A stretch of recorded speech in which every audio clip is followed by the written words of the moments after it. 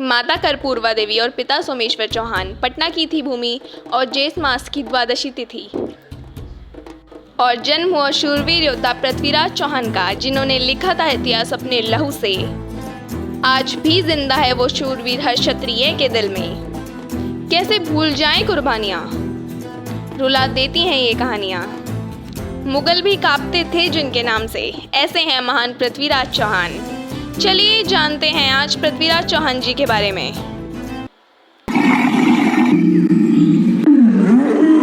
चार बास 24 गज, अंगुल अष्ट प्रमाण, ता ऊपर सुल्तान है मत चूको चौहान। पृथ्वीराज चौहान एक ऐसे शूरवीर योद्धा थे जिनके साहस और पराक्रम की किस्से भारतीय इतिहास के पन्नों पर स्वर्णिम अक्षरों में लिखे गए हैं। वे एक आकर्षक कटकाती के योद्धा थे जो सभी सैन्य विद्याओं में निपुण थे। उन्होंने अपने अद्भुत साहस से दुश्मनों को धूल चटा दी थी।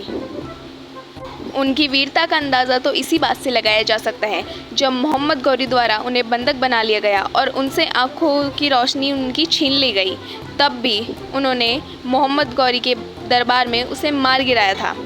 पृथ्वीराज चौहान के करीबी दोस्त एवं कवि चंद्रवरदाई ने अपनी काव्य रचना पृथ्वीराज चौहान रायसों में ये भी उल्लेख किया है कि पृथ्वीराज चौहान घोड़ों व हाथी को नियंत्रित यानी कि कंट्रोल करने की विद्या में भी निपुण थे।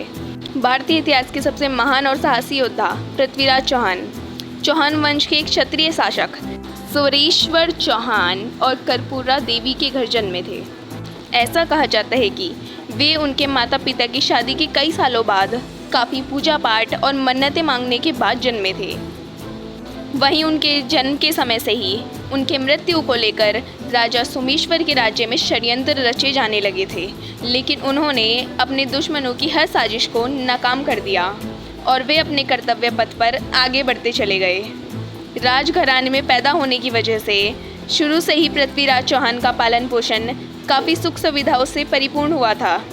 उन्होंने सरस्वती कंताभरण विद्यापीठ से शिक्षा प्राप्त की थी, जबकि युद्ध और शस्त्र विद्या की शिक्षा उन्होंने अपने गुरु श्री राम जी से प्राप्त की थी। पृथ्वीराज चौहान बचपन से ही बेहद साहसी, पराक्रमी और युद्ध कला में निपुण थे। शुरुआत से ही पृथ्वीराज चौहान ने शब्दभेदी बाण चलाने की अद्भुत कला सीख ली थी। और शब्दभेदी बाण एक ऐसा बाण है जो बहुत ही कम राजा चला पाए हैं।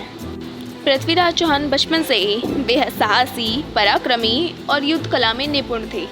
शुरुआत से ही पृथ्वीराज चौहान ने शब्दभेदी बाण चलाने की अद्भुत कला सीख ली थी, जिसमें वे बिना देखे आवाज़ के आधार पर बाण चला सकते थे और सटीक निशाना लगा सकते थे। बचपन में चंद्रवरदाई पृथ्वीराज चौहान के सबसे अच्छे मित्र थे, जो उनके एक भाई की तरह उनके ख्याल रखते थे। पृथ्वीराज चौहान जब महज 11 साल के थे, तभी उनके पिता की एक युद्ध में मृत्यु हो गई, जिसके बाद वे अजमेर के उत्तराधिकारी बने और एक आदर्श शासक की तरह अपनी प्रजा की सभी उम्मीदों पर खरे उतरे। इसके अलावा पृथ्वीराज चौहान जी ने दिल्ली पर भी अपना सिक्का चलाया और कुशलतापूर्वक उन्होंने दिल्ली की सत्ता संभाली। एक आदर्श शासक के तौर पर उन्होंने अपने साम्राज्य को मजबूती देने के लिए कई कार्य किए और इसका विस्तार करने के लिए कई अभियान भी चलाए, और इस प्रकार वे एक वीर योद्धा एवं लोकप्रिय शासक के तौर पर पहचाने जाने लगे। पृथ्वीराज चौहान के अद्भुत साहस और वीरता के किस्से हर तरफ थे। वहीं जब राजा जयचंद की बेटी संयोगिता ने उनके बहादुरी और आकर्षण के किस्से सुने, तो उनके हृदय में पृथ्वीराज चौहान जी के लिए प्रेम भावना उत्पन्न हुई और वे चोरी छिपे गुप्त रूप से पृथ्वीराज चौहान को पत्र भेजने लगीं। पृथ्वीराज चौहान भी राजकुमारी संयोगिता की खूबसूरती से बेहद प्रभावित थे। पृथ्वीराज चौहान रानी संयोगिता की तस्वीर देखते ही उनसे प्रेम कर बैठे। भारत के इतिहास की महत्वपूर्ण घटनाओं में संयोगिता हरण गिना जाता है। पृथ्वीराज चौहान की 13 रानियों में संयोगिता अति रूपवान थी। संयोगिता को तिलोत्तमा, कांतिमती, संजुता इत्यादि नामों से भी जाना जाता था। राजा पृथ्वीराज चौहान के बाद कोई भी राजपूत शासक भारत में अपना राज्य जमाकर अपनी बहादुरी साबित नहीं कर पाया। पृथ्वीराज चौहान से कई बार पराजित होने के बाद मोहम्मद गौरी अंदर ही अंदर प्रतिशोध की आग में भर गया था।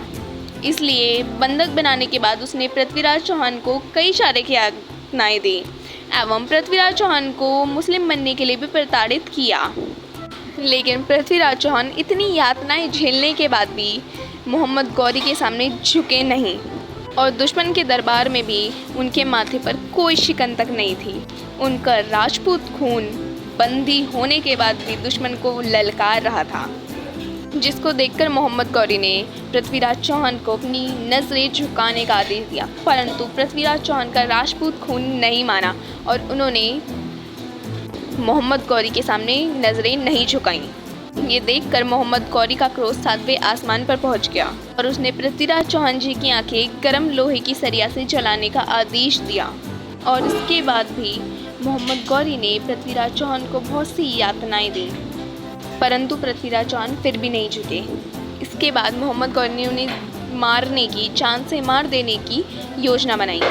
इससे पहले कि मोहम्मद गौरी की पृथ्वीराज चौहान को मारने की योजना पूरी होती, मोहम्मद गौरी को पृथ्वीराज चौहान जी के करीबी मित्र और राजलेखक ने बताया कि पृथ्वीराज चौहान जी के पास शब्द भेदी बाण चलाने की विद्या है, जिसके बाद मोहम्मद गौरी हंसने लगा कि एक अंधा कैसे बाण चलाएगा।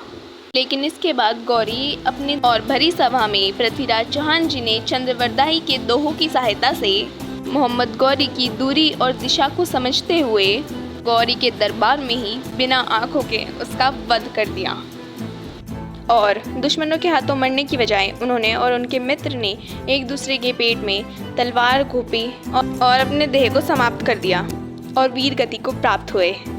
और पृथ्वीराज चौहान जी की मृत्यु के बारे में सुनकर रानी संयोगिता ने भी अपना जीवन समाप्त कर दिया। आई होप आप सबको ये वीडियो अच्छी लगी हो। ऐसी और वीडियो के लिए सब्सक्राइब कीजिए राजपूत रघुकुल तिलक।